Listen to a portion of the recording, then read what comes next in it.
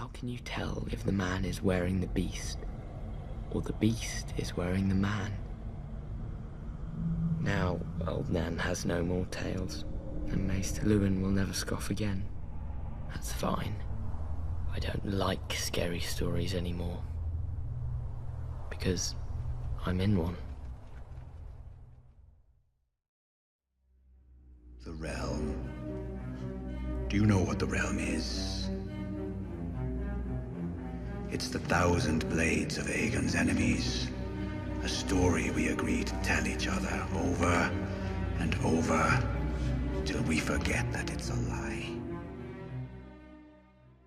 What's up, ladies and gentlemen? Welcome back for another Game of Thrones Season 8 Endgame Theory video. In today's video, I want to discuss a theory I came up with shortly after Season 7 had ended. As of right now, I don't think anyone else has made a video about this possibility before. The first time I talked about this, my channel was about half the size that it is today. So now that we're almost 400,000 strong and only a few months away from the final season, I want to know what people think about this idea today. I do admit that this is one of my tinfoil theories. However, I think the evidence does show that something like this is possible, no matter how unlikely it may be. The main reason why I felt like discussing this again is because I have noticed a large portion of my subscribers believe the Night King will not die. I know this not only because of the type of comments that I see, but I also had people vote on what they thought would happen to the Night King. So if you are one of those people, you may find this video to be interesting. So with that being said, let's begin. Let's start off the video by going over some of the things we do know about the Night King. As we all know, the White Walkers were introduced at the beginning of the pilot episode, but we weren't introduced to the Night King until Season 4, Episode 4. This was during the time that Craster was leaving his sons out in the woods as a sacrifice to the gods. In this episode, we finally learned exactly what that meant. Craster was giving his sons to the White Walkers, who would then take them all the way to the lands of Always Winter, where the Night King was waiting. When the White Walker arrived with the baby in hand, he placed him on an altar made out of ice. This was when the leader of the White Walkers finally revealed himself, along with one of his powers. Now that was obviously very impressive at the time, but what the Night King was able to do after this had many fans left in shock. The next time we saw the Night King was during an episode known as Hardhome. This was when Jon Snow went to Hardhome to gather up as many wildlings as he could, but the Night King was not about to allow that to happen. As the wildlings were beginning to leave with Jon, they came under attack by thousands of whites. As they were leaving Hardhome, the Night King revealed himself once again, but this time he showed us just how powerful he truly is. During a very tense stare down, the Night King lifted his arms, and when he did this, all of the fallen wildlings started to reanimate. After a few moments, all of the dead wildlings were standing back up, but this time, all of their eyes had turned like blue stars, just like the Night King's and the White Walkers. The Night King was able to reanimate thousands of wildlings at the same time, unlike anything we have ever seen before. We still don't know exactly how the Night King is able to do this, but since he was created by the Children of the Forest, who get their powers through the old gods and or the weirwood trees, I imagine it's very similar to what Bran Stark is able to do with the direwolves or Hodor. As I have said before, Bran and the Night King are getting their powers from the exact same source, in my opinion. This information started to get revealed when Bran Stark was training at the Three-Eyed Raven's cave.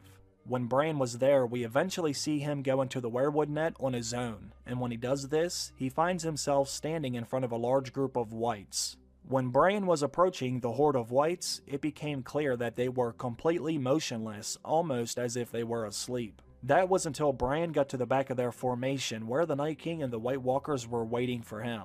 I tend to believe that this was one of the many setups by the Night King.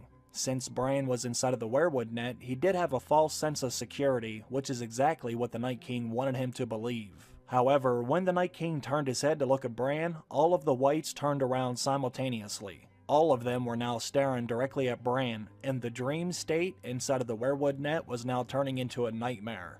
The Night King showed us once again just how powerful he is. After all, this was Bran Stark's vision, yet the Night King was the one who had the most control over what happened.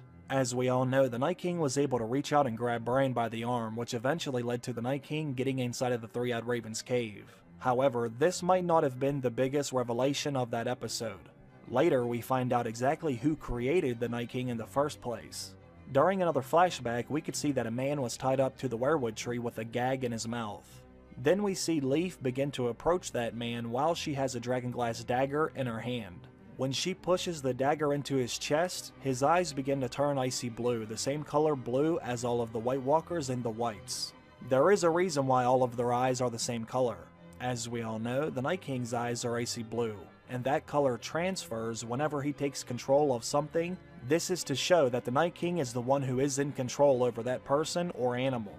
We have seen this exact same thing with Bran Stark as well. Whenever Bran is getting ready to do the same thing, we can see that his eyes turn white. This also happens to whatever animal or person Bran begins to enter. This is to show that Bran Stark is the one who is in control over that animal or person, just like with the Night King. Since the Night King was created by the Children of the Forest, I think it's safe to assume that he is getting his power from the same source as them. After all, they did create the Night King as a weapon to defend themselves, so it would make sense that he would have some of the same abilities as them. And this is why Bran and the Night King are able to do some of the same things. That's because Bran is getting his power from the old gods of the weirwood trees as well. Not only can both of them enter the weirwood net at the same time, but both of them are also able to control other people or animals, as we all know.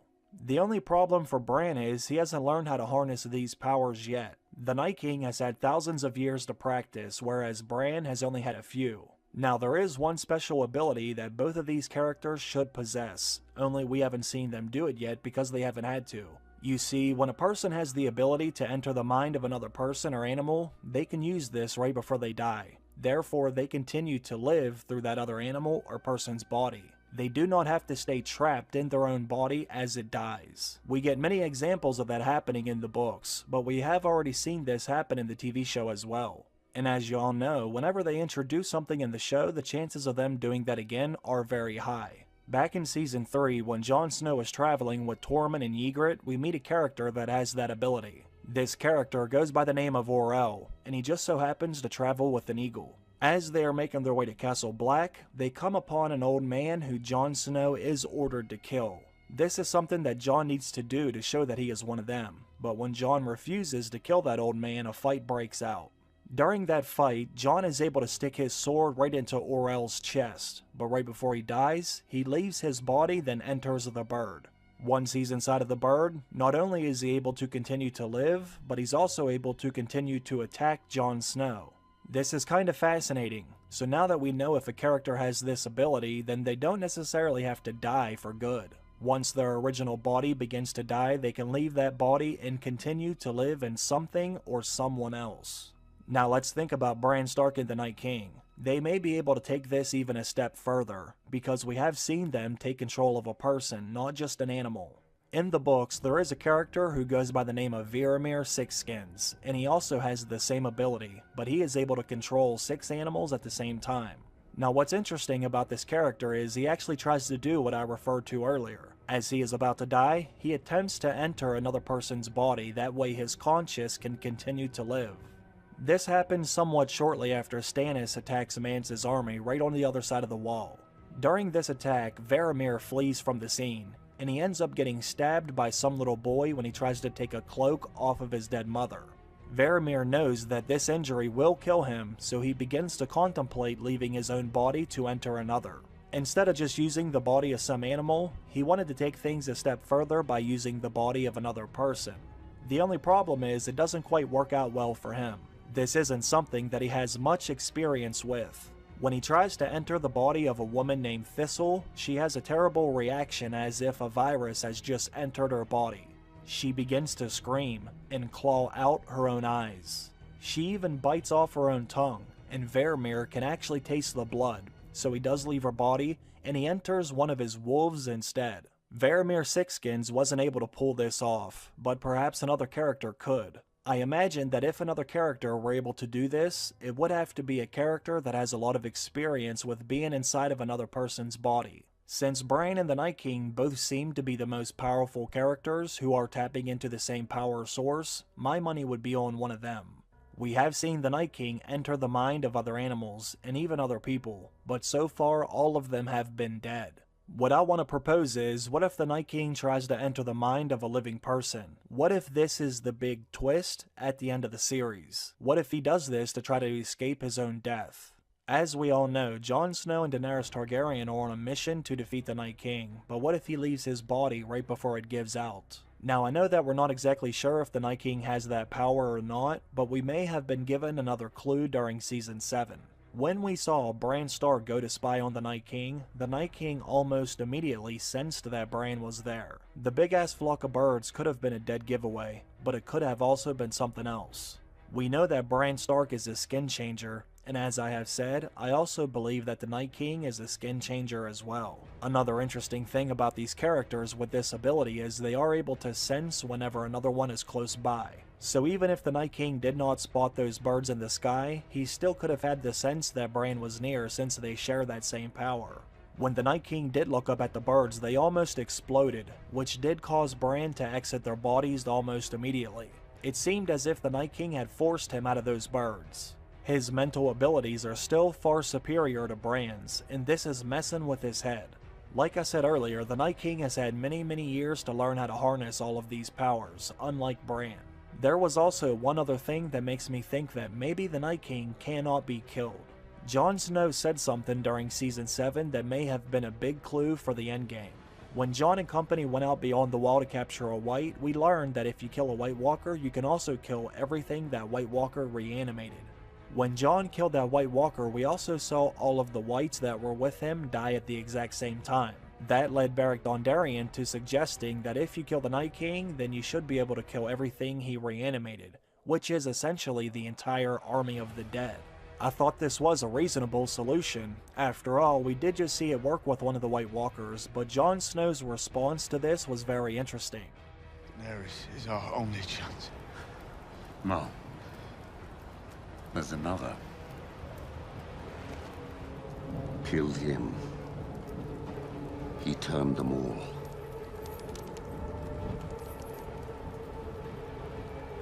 You don't understand. Why did Jon Snow say you don't understand? Does that mean this plan will not work, or does that mean the Night King cannot be killed? There is a theory that says Bran Stark is the Night King, and many people believe this will come true because Bran will eventually get trapped inside of the Night King's body, but I wanted to flip that theory on its head. During the final battle against the Night King, right as Jon Snow, or whoever, is about to deliver that fatal blow, what if the Night King leaves his own body by entering Bran Stark's?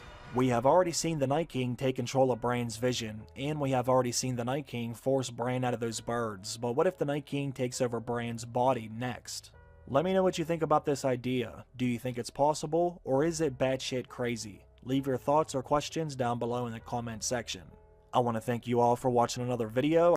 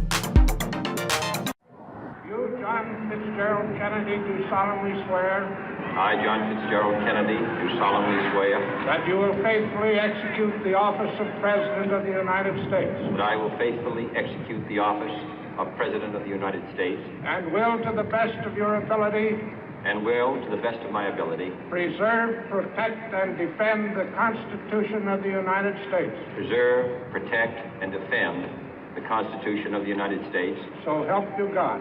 So help me God.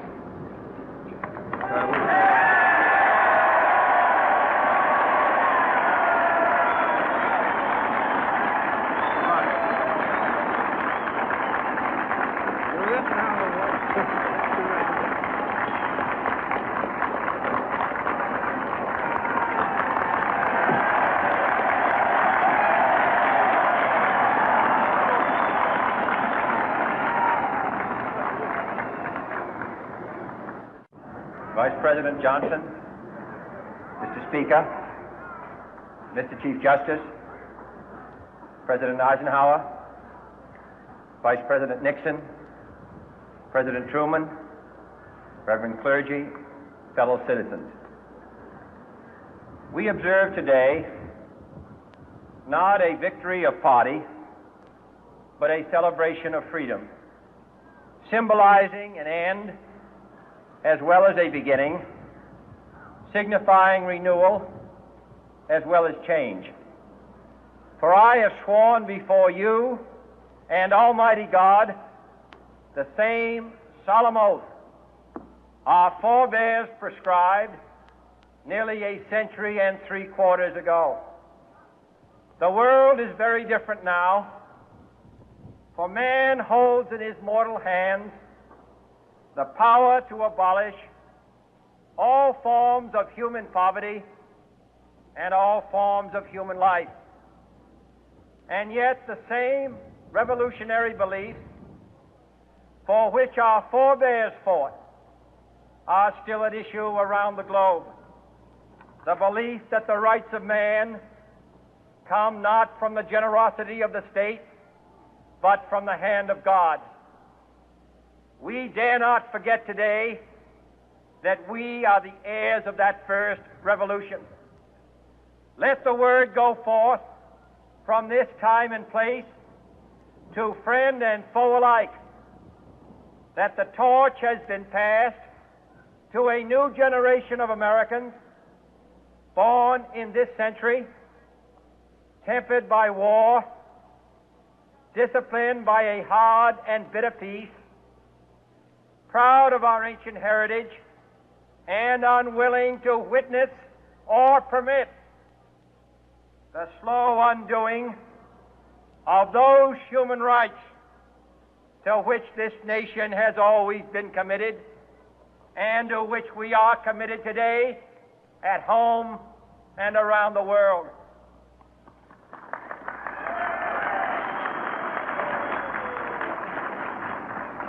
Let every nation know, whether it wishes us well or ill, that we shall pay any price, bear any burden, meet any hardship, support any friend, oppose any foe to assure the survival and the success of liberty.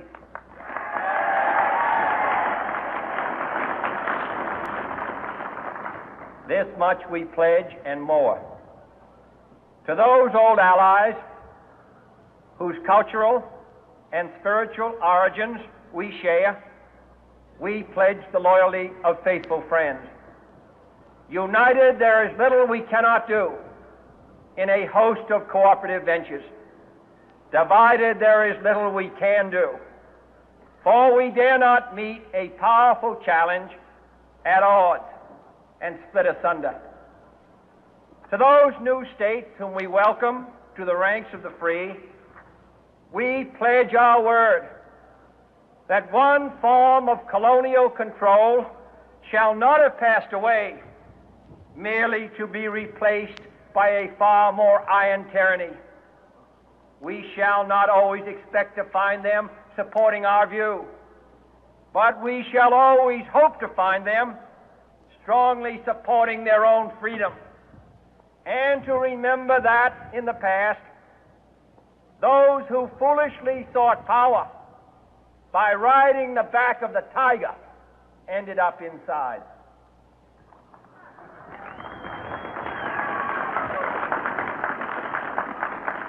To those people in the huts and villages of half the globe struggling to break the bonds of mass misery, we pledge our best efforts to help them help themselves for whatever period is required, not because the communists may be doing it, not because we seek their votes, but because it is right. If a free society cannot help the many who are poor, it cannot save the few who are rich.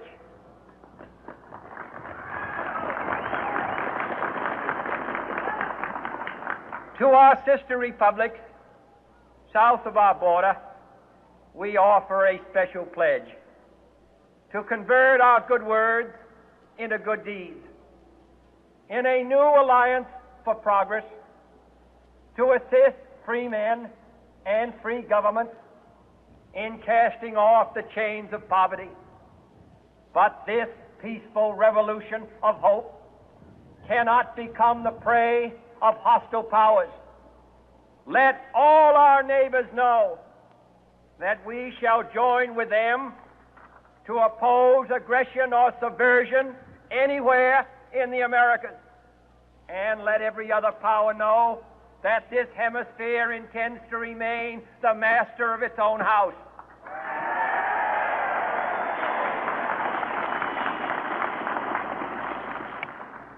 To that World Assembly of Sovereign States, the United Nations, our last best hope, in an age where the instruments of war have far outpaced the instruments of peace, we renew our pledge of support to prevent it from becoming merely a forum for invective, to strengthen its shield of the new and the weak, and to enlarge the area in which its writ may run. Finally, to those nations who would make themselves our adversary, we offer not a pledge, but a request that both sides begin anew the quest for peace. Before the dark powers of destruction, unleashed by science, engulf all humanity in planned or accidental self-destruction, we dare not tempt them with weakness, for only when our arms are sufficient beyond doubt can we be certain beyond doubt that they will never be employed.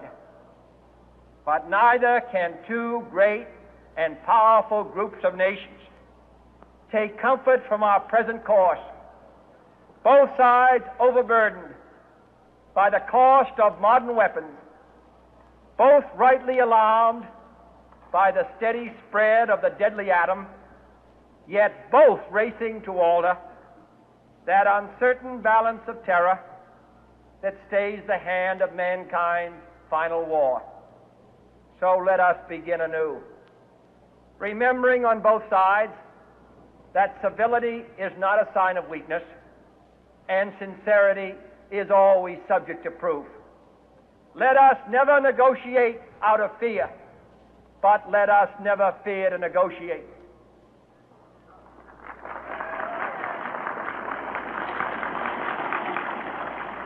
Let both sides explore what problems unite us, instead of belaboring those problems which divide us.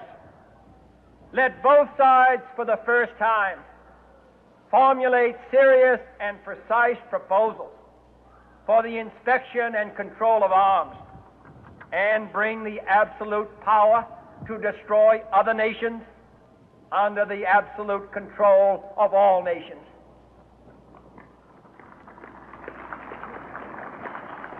Let both sides seek to invoke the wonders of science instead of its terrors.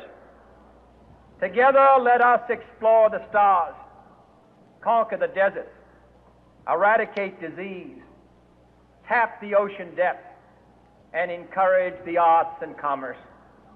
Let both sides unite to heed in all corners of the earth the command of Isaiah to undo the heavy burden and let the oppressed go free. And if a beachhead of cooperation may push back the jungle of suspicion, let both sides join in creating a new endeavor, not a new balance of power, but a new world of law, where the strong are just and the weak secure and the peace preserved. All this will not be finished in the first 100 days, nor will it be finished in the first 1,000 days, nor in the life of this administration, nor even perhaps in our lifetime on this planet. But let us begin.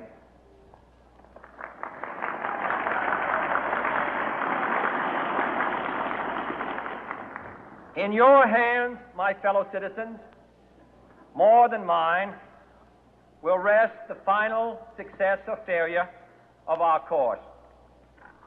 Since this country was founded, each generation of Americans has been summoned to give testimony to its national loyalty. The graves of young Americans who answered the call to service surround the globe. Now the trumpet summons us again, not as a call to bear arms, though arms we need, not as a call to battle, though in battle we are, but a call to bear the burden of a long twilight struggle, year in and year out, rejoicing in hope, patient in tribulation, a struggle against the common enemies of man, tyranny, poverty, disease, and war itself. Can we forge against these enemies a grand and global alliance, north and south, east and west, that can assure a more fruitful life for all mankind? Will you join in that historic effort?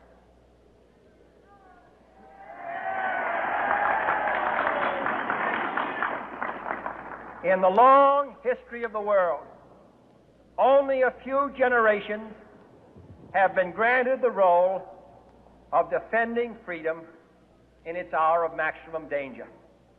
I do not shrink from this responsibility. I welcome it.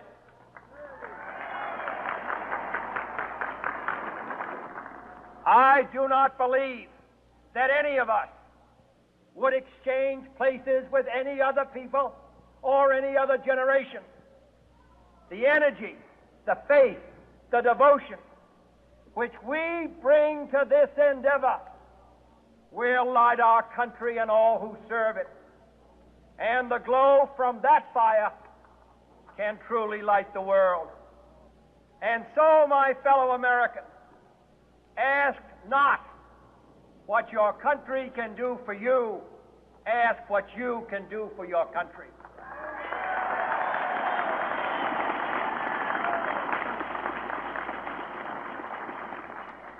My fellow citizens of the world, ask not what America will do for you, but what together we can do for the freedom of man.